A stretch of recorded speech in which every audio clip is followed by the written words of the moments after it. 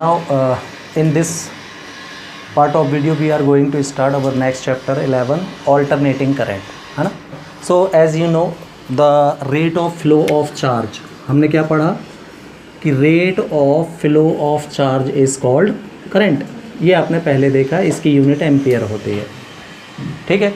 अब now current जो होता है इलेक्ट्रिक करंट, ये दो टाइप का होता है. एक direct current short form DC और दूसरा ऑल्टरनेटिंग करंट, है ना, दैट इज एसी. तो डीसी कौन सा करंट है? हाँ, द करंट हुज डायरेक्शन, ये मान लीजिए एक्स एक्सिस पर मैं टाइम ले रहा हूँ और वाई एक्सिस पर एम्पलीट्यूड हमने ले रखा है किसका? करंट का. तो ऐसा करंट जिसका direction with respect to time change नहीं होता, चाहे इसका मैग्नीट्यूड चेंज हो या ना हो. ये मैग्नीट्यूड बदल भी सकता है, जैसे यहाँ आप देख रहे हो ज़्यादा मैग्नीट्यूड है, थोड़ा कम हो गया. ये चेंज भी हो सकता है, ये एक जैसा भी हो सकता है, लेकिन डायरेक्शन आप देखो तो विथ रिस्पेक्ट टू टाइम ये नहीं बदल रही है, एक ही तरफ चल रही है करंट. तो ऐसे करंट को हम कौन सा करंट बोलते हैं? डायरेक्ट करंट बोलते हैं, DC. So the electric current whose direction do not change whether its magnitude changes or not is called direct current. Now alternating current, तो ऐसा करंट जिसका मैग्नीट्यूड और डायरेक्शन, मैग्नीट्यूड तो चेंज हो भी सकता है नहीं भी, लेकिन direction with respect to the time frequently ये कैसे होते रहते हैं? चेंज होते रहते हैं. ऐसे करंट को हम ऑल्टरनेट करंट बोलते हैं. तो ये है ऑल्टरनेटिंग करंट. तो the electric current whose magnitude as well as direction changes with respect to the time periodically is called what? Alternating current. Clear? तो ये दो टाइप का करंट होता है. तो आपके चैप्टर का नाम अल्टरनेटिंग करंट, मतलब इस करंट के बारे में पढ़ रहे हो आप, है ना. तो लास्ट चैप्टर में आपने देखा था कि जब किसी कॉइल को हम किसी मैग्नेटिक फील्ड में रख कर रोटेट करवाते हैं, मतलब एक कॉइल और एक मैग्नेट में रिलेटिव मोशन होता है, तो कॉइल से लिंक्ड मैग्नेटिक फ्लक्स की वैल्यू में चेंज होता है, जिससे उसमें एक करंट प्रोड्यूस हो जाता है जिसको हम इंड्यूस्ड करंट बोलते हैं. तो करंट के प्रोडक्शन का प्रोसेस क्या है? Electromagnetic induction. क्लियर? उसी प्रोसेस से ये जनरेट होती है. तो ऑल्टरनेट करंट का वे ऑफ ट्रैवलिंग आप देख रहे हो कि ये फर्स्ट हाफ साइकिल में एक डायरेक्शन में और सेकेंड हाफ साइकिल में, वन साइकिल कहाँ होगा इसका? यहाँ, ये वन साइकिल कहलाएगा. हाँ, तो हाफ साइकिल ये एक डायरेक्शन में कंप्लीट करती है और second half cycle second direction में कंप्लीट करती है. इस वजह से एक कंप्लीट साइकिल में अगर आप देखें तो ऑल्टरनेटिंग करंट की एवरेज वैल्यू 0 होती है. I average in one cycle is 0. Clear? इसके अलावा, है ना, एक कंप्लीट साइकिल, पूरा एक साइकिल कंप्लीट करने में ऑल्टरनेट करंट को जो टाइम नेसेसरी है, जो लगता है, उसको आप टाइम पीरियड बोलते हो, टी से शो करते हो. तो वन पीरियड मतलब angular displacement 360 degree one cycle का, और इसकी एंगुलर वेलोसिटी सपोज ओमेगा है, तो टाइम पीरियड का फॉर्मूला 2π/ओमेगा बनेगा. Time is equal to displacement upon velocity के फॉर्मूले से ही. तो एंगुलर डिस्प्लेसमेंट, तो वन साइकिल का एंगुलर डिस्प्लेसमेंट कितना होता है? 360 डिग्री, और एंगुलर वेलोसिटी. क्लियर? फ्रीक्वेंसी, तो reciprocal of time period is called what? Frequency. तो फ्रीक्वेंसी का फॉर्मूला क्या बनेगा इसका reciprocal, that is omega upon 2π, और omega is equal to 2π nu, जो हम यूज़ करते हैं एंगुलर वेलोसिटी का फॉर्मूला. साइड चेंज कर देते. क्लियर? इसके बाद हम देखते हैं, तो देखो हमने ये देखा कि जो ऑल्टरनेट करंट के चलने का तरीका है, ये मैथ्स के साइनियस कर्व के जैसा है। साइन का कर्व भी ऐसा ही होता है, साइन 0 0, साइन 91, साइन 180 0, साइन 270 -1, 360 0। तो एक 0 से लेके 360 डिग्री तक, है ना, साइनियस कर्व भी एक राउंड पूरा कर लेता है। तो आप देख रहे होंगे कि ये बिल्कुल ऑल्टरनेटिंग करंट का भी चलने का यही तरीका है, जैसा साइन का ग्राफ होता है मैथ्स में, राइट। यही कारण है कि ऑल्टरनेटिंग करंट के जो इक्वेशन है वो साइनियस ग्राफ के फॉर्म में होते हैं। ये this I = I0 sine omega t. हाँ, यहाँ I0 क्या कहलाता है, ये peak value of alternating current is known as I0, और एम्पलीट्यूड भी बोलते हैं इसको। क्लियर। ऑल्टरनेटिंग वोल्टेज का इक्वेशन V, वो भी साइनियस कर्व में ही, V0 साइन ओमेगा टी। हाँ, तो ऑल्टरनेटिंग करंट साइनियस कर्व से बनी होती है, साइनियस कर्व के फॉर्म में मूव करती है, इसलिए इसके इक्वेशन भी साइनियस कर्व में होते हैं। ठीक है, तो इसके प्रोडक्शन में इसका जो इक्वेशन मिलता है वो क्या होता है, I = I0 sine omega t, और पोटेंशियल का, ऑल्टरनेटिंग पोटेंशियल का V = V0 sine omega t. Clear. Root mean square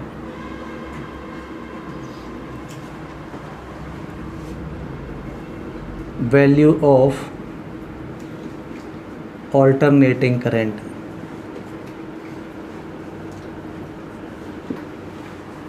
तो देखो, एक कंप्लीट साइकिल में,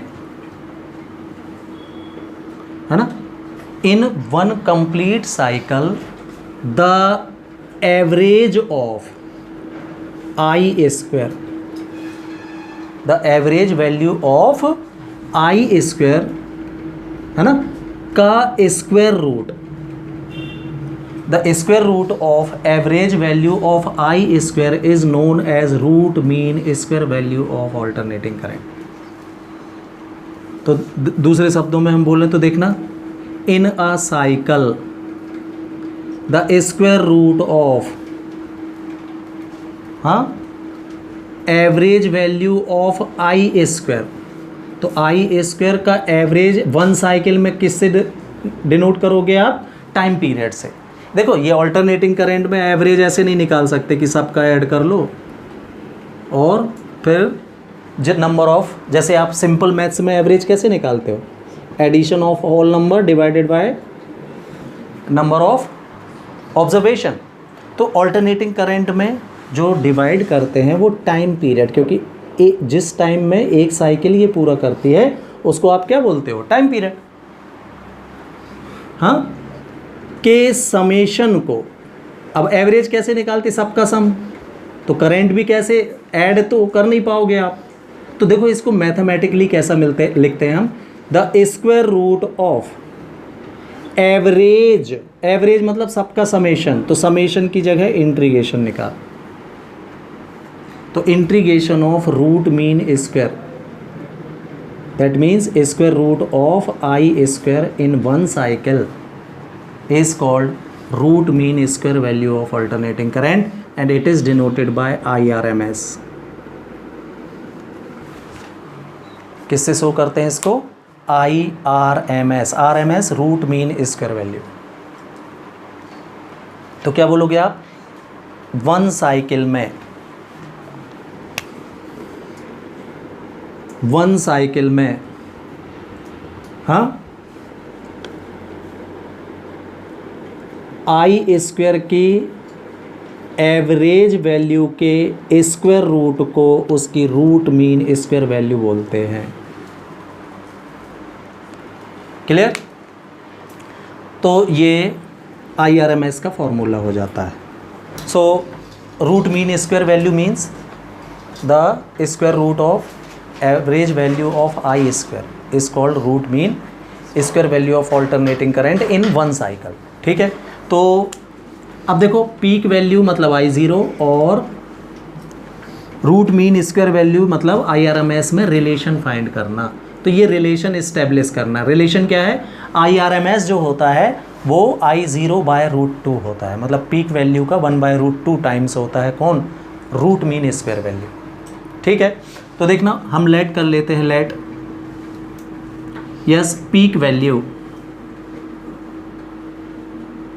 of alternating current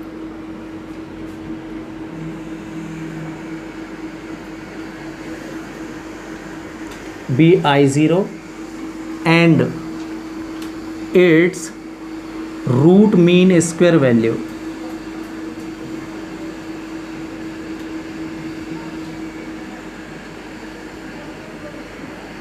be IRMS। हाँ, then equation of alternating current क्या होता है, I is equal to I0 sine omega t, ये ऑल्टरनेटिंग करंट का इक्वेशन होता है। Yes, and by the definition of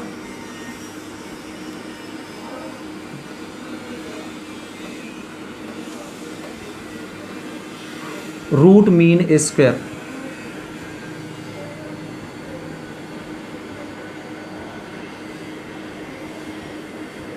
of alternating current, क्या IRMS, मैं इसका स्क्वायर लेके चल रहा हूँ, द स्क्वायर रूट ऑफ, तो मैंने यहाँ स्क्वायर लगा लिया तो यहाँ स्क्वायर रूट नहीं लगाऊंगा, द एवरेज वैल्यू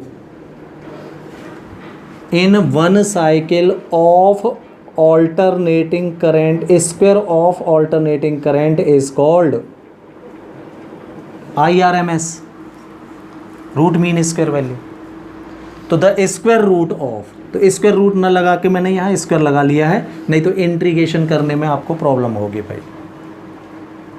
ठीक है, तो मैंने कि यहाँ I का स्क्वायर ले लिया है, बाद में हम स्क्वायर रूट ले लेंगे बाद में इंटीग्रेशन के बाद। क्लियर है, तो द स्क्वायर रूट ऑफ, तो स्क्वायर रूट ऑफ की जगह क्या ले लिया मैंने, IRMS का स्क्वायर, तो यहाँ अंडर रूट नहीं लगाना पड़ेगा अब आपको। I square in one cycle, I square के एवरेज को क्या बोलते हैं हम, रूट मीन स्क्वायर वैल्यू बोलते हैं। इसलिए मैंने बोला by the definition of root mean square value of alternating current. ये हो गया क्लियर।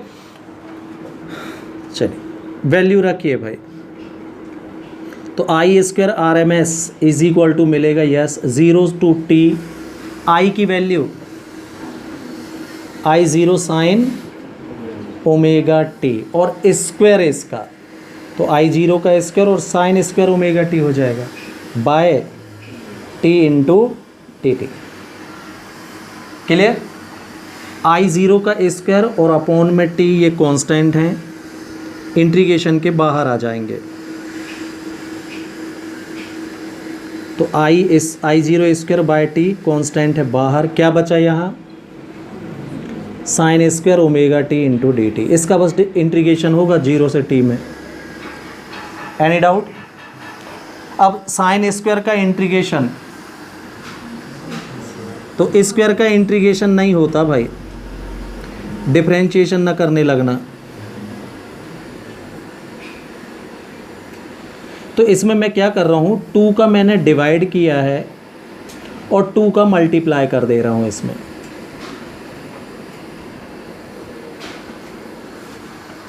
हाँ, तो मैथ्स वाले पहचान गए होंगे, ये फॉर्मूला बन गया है 2 साइन स्क्वायर ए का। हाँ, बायो वाले भी ध्यान रख लें, 1 प्लस कॉस 2a का फॉर्मूला होता है 2 साइन स्क्वायर ए। तो 2 साइन स्क्वायर ए की जगह कुछ भी हो सकता है, जैसे इसमें ए की जगह ओमेगा टी चल रहा है, इससे कंफ्यूज नहीं होना है आपको। थीटा कैन बी, तो 2 साइन स्क्वायर, इसको ए पढ़ लो, तो 2 sine square a formula 1 plus cos 2a, ये लगेगा भाई पहले तो क्या मिलेगा, I square RMS I0 square by 2t, it is same, 0 से t, 1 प्लस, हाँ कुछ बोलना है, हाँ यहाँ माइनस होता है, आधे तो कह रहा है ठीक है। हाँ? 1 माइनस में साइन और 1 प्लस में कॉस, दो फॉर्मूले होते हैं। हाँ, तो क्या आएगा 1 माइनस कॉस 2a की जगह 2 ओमेगा टी चलेगा भाई। अब इसका इंटीग्रेशन होगा, ध्यान रखिए साइन स्क्वायर थीटा का कोई इंटीग्रेशन नहीं होता भाई, ठीक है। तो मैंने इसको इस फॉर्मूले से कॉस में बदल लिया। अब इंटीग्रेशन के नियम से 1 का अलग होगा और कॉस 2 ओमेगा टी का अलग होगा, ठीक है।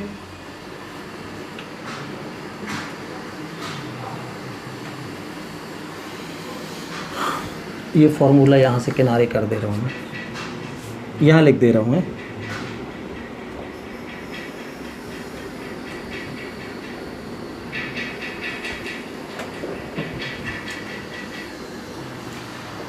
तो क्या हो जाएगा, यहाँ से क्या वैल्यू मिली भाई, I square r m s is equal to I zero का स्क्वायर बाय 2t। एक काम करो, t की वैल्यू रखना भी शुरू कर दो। t की वैल्यू 2 पाई अपॉन ओमेगा होती है, अभी थोड़ी देर पहले बताया आपको। यहाँ 0 से t, तो 0 से 2 पाई बाय ओमेगा, 1 का इंटीग्रेशन अलग,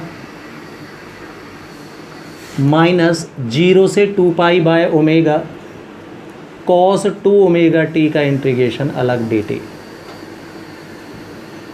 ये लग जाएगा, इसमें चेक करना ये हाइड तो नहीं हो रहा है, नहीं हो रहा। 2 इंटू 2 4 पाई, ओमेगा ऊपर आ जाएगा, तो I square r m S कितना,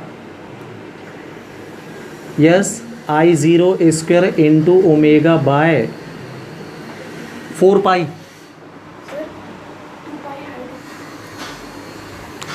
तो यहाँ पर देखो ब्रैकेट के अंदर है, ये 2 इंटू 2 पाई कितना हो गया, 4 पाई अपॉन वाला ओमेगा अप साइड चला गया, तो I zero square into omega upon 4 pi.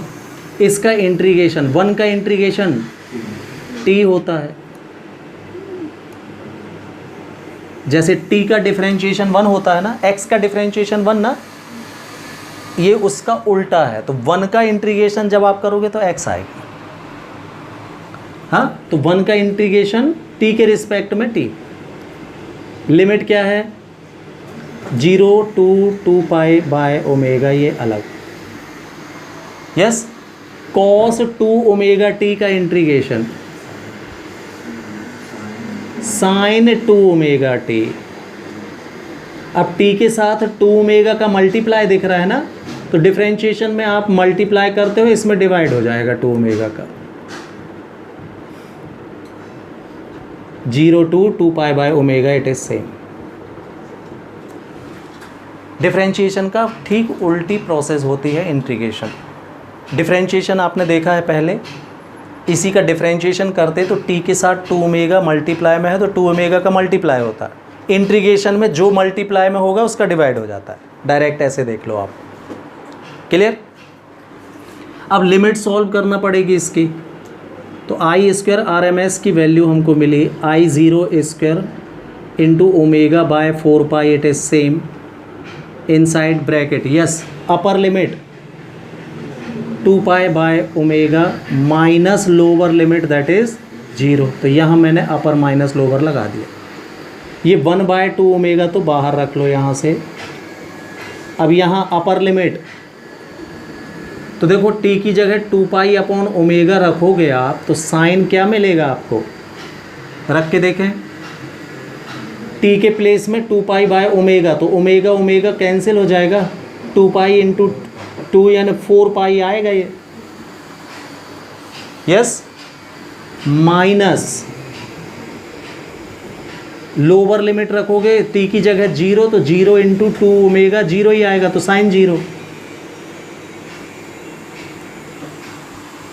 Upper limit minus lower limit, ये इंटीग्रेशन सॉल्व कर दिया, ठीक है। आगे तो I square r m s is equal to I zero square into omega, it is same by 4 pi, inside bracket ये 2 pi upon omega बचा, -1/2 omega in bracket sine 4 pi. तो देखो मैथ्स वालों को ख़ास तौर से पता होगा कि 2 पाई 4 पाई 6 पाई मतलब जितने भी इवन नंबर होते हैं पाई के साथ वो एज अ 360 अज्यूम किए जाते हैं। बायो वाले भी ध्यान रखें, ये 2 पाई यानी 360 होता है ना, तो 2 पाई के बाद 4 पाई 6 पाई 8 पाई 10 पाई जितने भी इवन नंबर मिलेंगे आपको पाई के साथ उनको सबको 360 जैसे अज्यूम करना चाहिए। ठीक है, तो साइन 360 की वैल्यू 0 होती है और साइन 0 की वैल्यू भी 0 ही होती है। तो ये 0 - 0 मिल रहा है भाई अंदर। क्लियर? 0 × 1/2 पाई ये भी 0। क्या बचा आपके पास कुल? I² RMS की वैल्यू मिल रही है हमको I0² × omega by 4 pi × 2 pi by omega. इतना बस बचा, चेक कर लीजिए। Omega to omega, pi to pi cancel, 2 1 जा 2 2 जा, मतलब I² RMS की वैल्यू आपको मिल रही है I0 का स्क्वायर बाय 2 मिल रहा है। नाउ टेकिंग स्क्वायर रूट, तो स्क्वायर रूट टेक करो भाई, तो क्या आएगा? IRMS = I0 बाय √2 और यही रिलेशन होती है रूट मीन स्क्वायर वैल्यू में और पीक वैल्यू। क्लियर? तो दिस इज रिक्वायर्ड रिलेशन। कहीं प्रॉब्लम हो तो बता सकते हैं।